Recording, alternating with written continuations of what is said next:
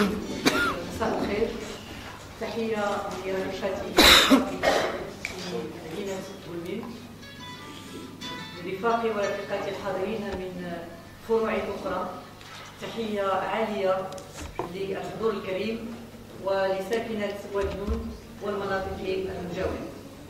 بالطبع أتمن الكثير مما جاء به رفيق بالغزال، لأن الحزب الاشتراكي الموحد كان دائما يشعر بأهمية طرح قضية أقاليمنا الجنوبية في إطار حل عادل سياسي دائم يمكن بلدنا من الحفاظ على وحدته الترابية، ولكن يمكن في نفس الآن بلدنا من التأسيس الديمقراطي الحقيقي، ليس فقط على مستوى المؤسسات الوطنية، ولكن ديمقراطية محلية، ديمقراطية جهوية نستطيع من خلالها أن نحرر الإنسان وأن ننتقل من رعايا مستضعفين إلى مواطنين كاملي المواطنة. يمكن لنا أن ندبر شؤوننا وأن نضع اختياراتنا بما ينفع مناطقنا وجهاتنا، بما يمكننا من بناء التنمية المحلية والجهوية التي هي أساس التنمية الوطنية الشاملة. نحن نعيش في المغرب، لسنا بمعزل مما يقع من حولنا. على المستوى الدولي هناك مصالح جيوستراتيجية الكل يعرفها ويعيها تمام الوعي. إفريقيا مثلا هي أغنى قارة، ولكنها في نفس الآن أفقر قارة مع 57% من المواطنين والمواطنات تحت عتبة الفقر. لماذا؟ لأن أطماع القوى الإمبريالية والصهيونية والتشعية التي تتدخل فينا وتنهب خيراتنا بتواطؤ مع الاستبداد والفساد الذي اليوم رفعت شعار إسقاطه شعوب المنطقة المغاربية والعربية، التي قالت اليوم يجب أن نبني نهضتنا وأن نسقط الفساد والاستبداد، وأن نبني الديمقراطية والمواطنة، وأن نبني التنمية، وأن نحقق العدالة الاجتماعية والحرية والحقوق والتوزيع العادل للدولة. في ظل هذه الانتفاضات والثورات التي تعرفها المنطقة المغاربية والعربية، نرى مرة أخرى القوى الإمبريالية تتدخل، مملكات البترول تتدخل، لأن لا أحد يريد أن تصل هذه الشعوب إلى أن تأخذ بزمام حاضرها وأن تصنع مستقبلها مستقبل الديمقراطية والمواطنة كما ذكرت. ففي المغرب، قبل أن نتكلم على سؤال مطروح، سؤال الجهوية والديمقراطية وملف الصحراء، أنا كنت سأضع الديمقراطية قبل ذلك، ولكن في تدخل رفيق بالغزال أوضح بأن الديمقراطية بالفعل أساسية في كل بناء وفي كل تصور، لا بالنسبة للجهوية ولا بالنسبة للتنمية. في المغرب منذ الاستقلال ونحن نخفق المواعيد تلو المواعيد مع البناء بالديمقراطية. فمع كل أسف حتى في صياغة وثيقة الاستقلال المنطق الذي حكمها هو منطق البيعة والخنوع، وليس منطق البناء الديمقراطي الذي يحمد منطق التعاقد. هذا شعب يستحق أن يصل إلى سلطة شعبية تفوق كل السلطات التاريخية وغيرها. مع كل أسف لازلنا حتى مع محطة 20 فبراير المجيدة التي انتفضت في كل مناطق المغرب، والتي طالبت كما طالب شعوب المنطقة بإسقاط الاستبداد والفساد والبناء الديمقراطي وفتح المجال للحريات والحقوق، حتى في هذه المحطة، محطة 2011 التي اعتبرناها كمحطة سياسية جديدة بعد أزمة أطروحة الانتقال الديمقراطي، انتظرنا طويلا ولم ننتقل إلى شيء، لأنه الإرادة السياسية لم تتوفر أبدا، والمسألة متعلقة بموازين قوى. فخرج الشباب، خرجت القوى الداعمة لهذا الشباب في الساحة مداعمة له، لكن مرة أخرى رأينا أن كان هناك التفاف على هذا المطلب الديمقراطي الذي هو مطلب أساسي من أجل بناء المغرب لكل المغربيات والمغاربة. تم الالتفاف عليه، لماذا؟ لأن حتى بعض القوى التي كانت محسوبة على الديمقراطي حتى هي اختارت التحلق حول نظام لا ديمقراطي، حول نظام لا يؤمن إلا بجرعات كل 56 سنة لا تسمن ولا تغني من جوع. فتم الاتفاق على مطلب إرساء أول دستور ديمقراطي في البلاد، لأن الدستور الديمقراطي كان من شأنه أن للظلم الاجتماعي الكبير الذي نعاني منه.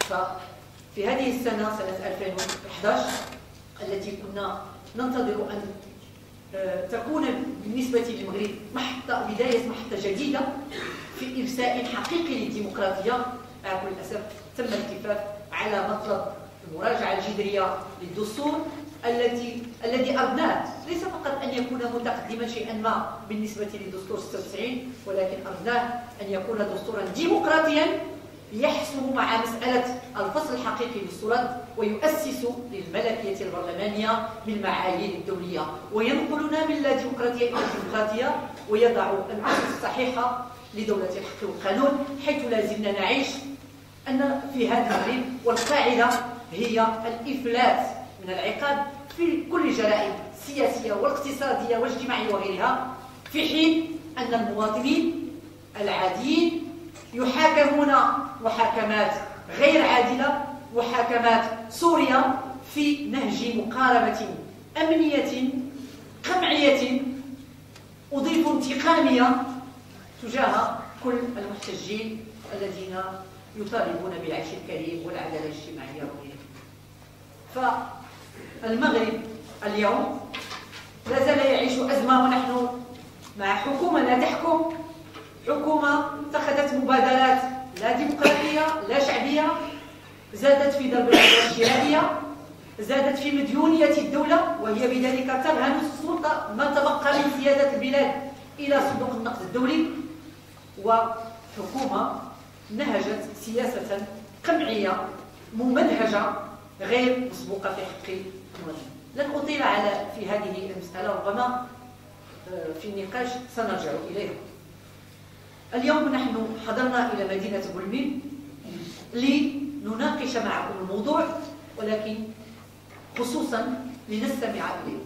فالحزب الاشتراكي الموحد دائما كان يبني مواقفه انطلاقا من الاستماع ومن الإشراك الحقيقي للمواطنين. بالطبع مناظرون ومناظراتنا موجودون في كل مكان وأنتم تعرفونهم، ومواقفهم واضحة، ونحن أصدرنا وثائق في إطار الحل السياسي الذي ينبغي أن يكون الحل المعتمد في ملف الصحراء، ونحن واعون تمام الوعي بكل المخاطر التي تحوم حول هذا الملف، ونحن واعون وقد قلنا مرارا هذه المسائل بأنه الدولة في انفرادها بهذا الملف، باحتكارها للمعلومة، بمقاربتها الأمنية والزبونية، وبخلق نخب فاسدة، وبتهميشها للفئات الواسعة، هي طرف كبير في هذا المسلسل الذي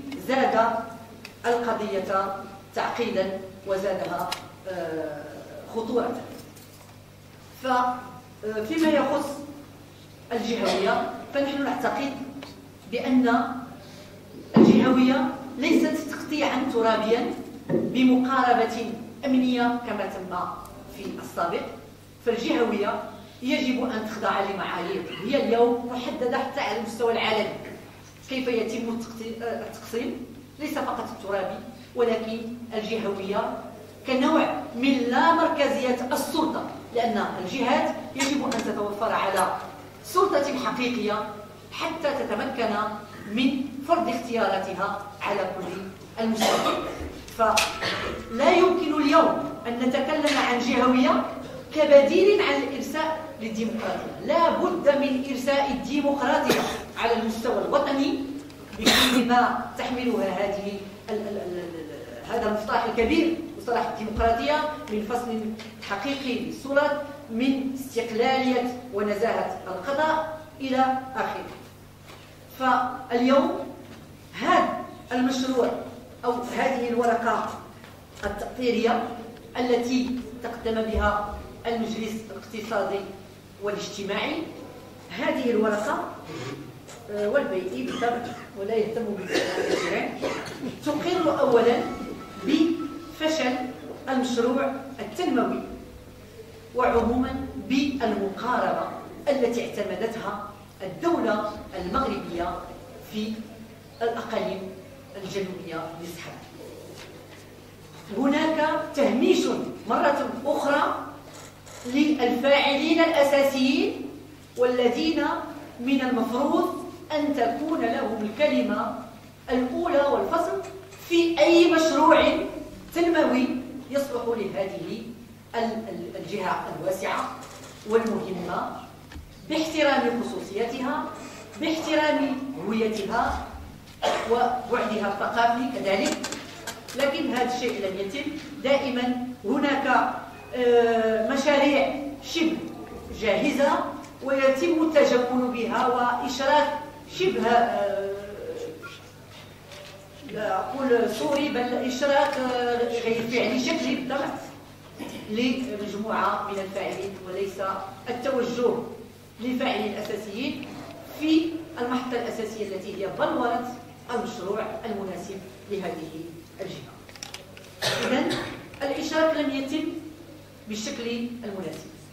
المشروع المقدم لم يحترم مقاربة الشمول، لأن لا يمكن أن نتكلم عن التنمية بشكل معزول، عن التنمية السياسية، عن إرساء جهوية حقيقية، عن إمكانية بروز تنمية حقيقية في مجال معين. أقول بأن الجهوية هي كما تم اقتراحها من خلال اللجنة الاستشارية والتي اقترحت 12 جهة عوض 16 جهة، فهذا المشروع اليوم أصبح متجاوز. هذا المشروع متجاوز وغير مقبول لأنه لم يحترم أي مكونات لبروز تنمية جهوية حقيقية. فاليوم نحن بحاجة إلى إعادة طرح سؤال الجهوية من منطلقه الدستوري، لأن الجهة يجب أن تبنى كنص متفق عليه يساهم في التنمية الحقيقية، وبعد ذلك يتم بالطبع وضع القوانين التنظيمية التي ستحدد الصلاحيات وتحدد طريقة التسيير والتدبير واتخاذ وتنفيذ القرارات. بالطبع الديمقراطية الجمهورية أساسية، فلا يمكن أن نتكلم عن تقطيع ترابي منفصل عن هذه المسألة. من ناحية أخرى الجهوية التي يجب أن تقدم وأن تناقش اليوم يجب أن تعتمد فلسفة جديدة وسياسة جديدة أساسها احترام وتحرك الإنسان، وكذلك الحد من الفوارق التنموية على المستوى المجالي. هناك اليوم فوارق صارخة بين الطبقات، هناك كذلك فوارق مهولة بين الجهات. يجب على هذه الجهوية أن تكون في إطار من التوازن والتضامن لتسمح بتدارك الخصاص المهمل الذي تعرفه جهات كثيرة. في أن نذكر بأن فقط 4 ديال الجهات في المغرب تنتج ثلثي الناتج الداخلي الخام. ففي هذا الإطار، إطار التهميش الطبقي وفي إطار الفوارق الصارخة بين الجهات، كيف يمكن أن نتكلم عن لحمة اجتماعية، وكيف يمكن أن نتكلم عن ضمان استقرار، وكيف يمكن أن نتكلم على بناء التنمية. الجهوية لا بد لها من أن تحترم وأن تقوي الاستقلال. الجهات يجب أن تكون مستقلة بقرارها بإمكانياتها البشرية والمادية إلى مغربها. فاليوم بالطبع مسألة البناء الديمقراطي ومسألة بناء جهوية قوية هو رهان استراتيجي من أجل بناء مغرب يمكن أن تتحقق فيه العدالة الاجتماعية والكرامة الإنسانية، لأن بروز نخب محلية كفء ونزيهة لمواجهة هذه النخب الفاسدة التي اكتسحت كل مجال يعتبر من المداخل الأساسية لبناء جهوية حقيقية تتحقق فيها الديمقراطية وتتحقق فيها كذلك العدالة الاجتماعية. فبالنسبة لربط الجهوية وملف الصحراء المغربية، طبعا قضية الصحراء هو مشكل سياسي ويتطلب حلا سياسي، لكننا نرى بأن موقع المغرب وموقفه ضعيف ومتذبذب، لأن بلد لا يحترم حقوق الإنسان، حقوق الإنسان المغربي من الشمال إلى الجنوب. هذا البلد لا يمكن أن تكون له كلمة تسمع عند المنتظم الدولي الذي بالمناسبة يرعى أولا وقبل كل شيء مصالحه الجيوستراتيجية. وكيف يمكن أن نطلب من الولايات المتحدة أن تجد لنا حلا مناسبا في حين أننا نحن نرفض الديمقراطية، نرفض التأسيس للمواطنة، نرفض التوزيع العادل للثروة، ونرفض في مركزة مفرطة ما بين السياسة وما بين المال. فاليوم نحن نعيش في أزمة خانقة لمسألة التغيير الديمقراطي. لماذا أقول هذا؟ لأن النظام غير ديمقراطي تقوى، وفي نفس الآن عوض أن نصل إلى بروز تيار ديمقراطي حداثي حضاري في المجتمع، نجد بأن الظلم الاجتماعي إلى غير ذلك أدى إلى بروز تيار آخر أكثر محافظة، بالطبع كله غير متجانس ولكن في داخله تطرف وإقصاء. وهذا المشروع حتى ذلك الذي ينتقد مخزن هذا المشروع لا يؤمن بالديمقراطية ويقترح علينا استبدادا بدل استبداد آخر. ففي هذا المجال أنا أقول حركة 20 فبراير خرجت وكانت متنوعة، ولكن اليوم إذا بغينا بلادنا يعيشوا فيها ولادها بكرامة راه خصنا نعرفوا راسنا فين غاديين، خاصنا شوية ديال الوضوح، ما تبقاش شوية الضبابية. النظام المخزني حنا عرفناه واختبرناه، نظام قمعي لا ديمقراطي ويحتكر كل السلطات، والأصولية المتنامية اللي كتسمي راسها إسلامية وهي لا تؤمن إلا بقطع اليد والرجل والتمييز بين المرأة، والأخرى لا تؤمن بالديمقراطية، هذيك اللي معتدلة شوية لا تؤمن بالديمقراطية. إذا كنظن بأنه المشروع اللي غادي ينقذ المغرب وغادي في إطاره نلقاو حل الملف ديال الصحراء بما يحفظ الحقوق ويرفع رأس كل المغاربة، أنه والأطراف المعنية كلها غادي تحترم الحقوق ديالها، أنه خص بروز واحد التيار واحد الجبهة ديمقراطية حداثية قوية اللي قادرة باش تقود النضال الديمقراطي اللي خصو يستمر في بلادنا، لأن بلا ديمقراطية غنبقاو مستضعفين مستبدين لا من قبل النظام ولا من قبل القوى اللي حنا كنعتمدوا عليها اليوم. كنقولوا راه بقينا القانون الدولي تحترم وانه المنتظم الدولي، المنتظم الدولي ما بقاش كيداوينا لاننا حنا بعدا ما كنحترموش ولادنا. انا كنت موقف في واحد المؤتمر وكنجبر الناس اكراد ومساندين من احزاب وقوى ديمقراطيه تقدميه كيقول لك اسيدي حنايا راه ولا شي شويه ديال العبث، كيقول لك حنايا القذافي تنبغيوه وبغينا ولادو يجيو عندنا لانه اعترف بنا بالامس. انا كنقول اليوم بانه البناء اي دوله اي كيان بغى يكون خاص يكون الامور في اطار الوضوح، في اطار النضال الديمقراطي، في اطار واحد التوجه اللي يكون واضح. حنا ماشي كاين شي خوف، ما كاينش خوف لان حنا قدمنا تضحيات ولا زلنا مستعدين لذلك، ولكن اي مشروع خصو يكون في اطار الوضوح وخصنا ما نفتحوش بلادنا على المجهول. ونحن نعرف بان اطراف كتدخل في هذه المسائل هذه. انا يكفي نذكر بانه الجزائر راكم عارفين النظام ديالها الفاسد، النظام ديالها الفاسد وانها كتدخل وبقوه. علاش هذه الجزائر ما سمحتش على الاقل بالاحصاء ديال الناس اللي في المخيمات ديالها؟ حنا دار لها 39 سنه وواحد الظروف لا انسانيه. علاش ما تدخلش هذا المنتظم الدولي؟ انا بالنسبه لي تقويه الذات الوطنيه هي اللي غتساعدنا نحلوا هذا المشكل هذا ومشاكل اخرى لان ما يمكنش نسكتوا على هذا الشيء. خصنا نطلعوا، خصنا نمشيو للعمق ديال الاشياء. الباحث المغربي ديال علم الاجتماع محمد الشرقاوي الباحث ولقى بانه المغرب غني، الهويه ديالو غنيه ومتنوعه، امازيغيه عربيه صحراويه، فيه المسلم فيه اليهودي فيه. وهذا الشيء غنى بالنسبه لنا. وقال بانه كاين 300,000 عائله مخضرمه ما بين الجنوب المغربي والشمال، وهذا الشيء غنى لهذه البلاد هذه اللي هي متميزه. اذا كانت شي خصوصيه هي هذه، ماشي داكشي اللي كيحكي عليه مخزن. كنقول هذا هو وهادشي خصنا نحافظوا عليه.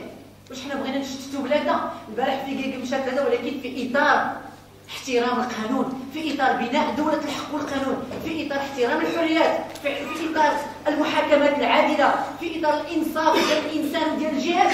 هذا هو اللي بغينا حنا نبداو به. وكنقولوا من هذا المقترح اللي كيتطبقوا للبلاد في اطار في الحكم الذاتي، خصو الاساس ديالو يكون ترابي ماشي عرقي، لان الدوله دائما كتلعب على هذا الشيء ديال القبيله وكذا. حنايا مواطنين وكنفتخروا بانتمائنا وباغيين نبنيه، ماشي حنايا كل واحد غادي يجر القبيله ديالو. الدوله دائما كانت كترعى هذه مساله القبيله، واليوم في الحروب اللي كاينه في المنطقه حدانا راه سوريا مهدده بانفجار. كاين 28 ديال الفصائل، هذا ديني هذا كذا هذا عرقي هذا وداك النظام المستبد ديال الشر كان كيرعى هذه المساله هذه باش ما بقاوش ياسس الانفجار. حنا بغينا في اطار الوحده ديال بلادنا اننا نلقاو واحد الحل يكون فيه الشعب المغربي هو المنتصر. هذا الشعب اللي كلمه الشعب ما جاتش في هذا الدستور المعدل، كلمه الشعب ما كايناش في هذا الدستور المعدل ديال 2011 اللي كلشي كيمشي تيدير.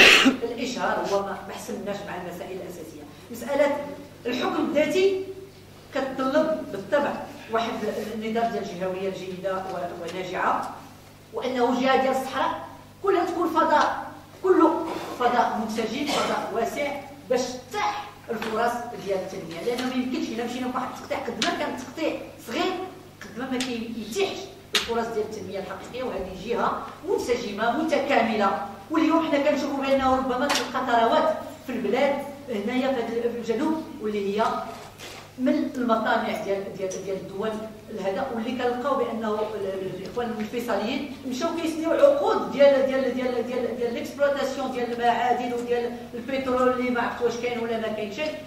ولهذا انا كنقول بانه نحن كمناضلون كديمقراطيين كنغاروا على بلادنا، ماشي كنحموا ولا من شي صف. حنا عارفين راسنا باننا في صف ديمقراطي، واخا متشتت واخا مضطهد واخا متابع واخا خدنا في ورزازات في إيميدار في كل مكان، في تازه في تيمهير في بني وعياش كياكلوا عصا وكيتحاكموا وحركه 20 فبراير وسجناء الراي باقي في البلاد وكذا.